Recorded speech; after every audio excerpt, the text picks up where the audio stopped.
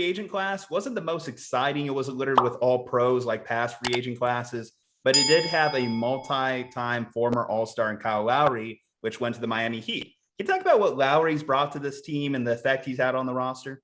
He's brought everything we needed. Essentially, we needed a guy who still could get it done.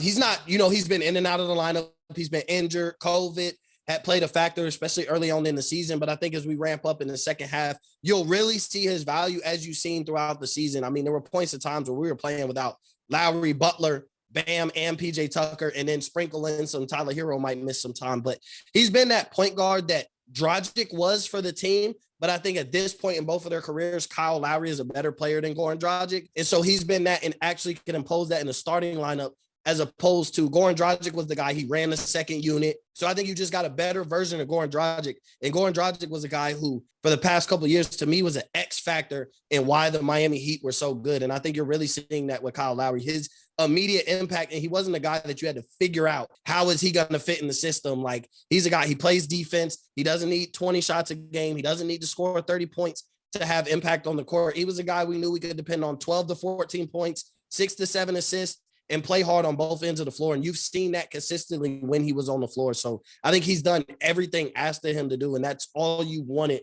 from Kyle Lowry.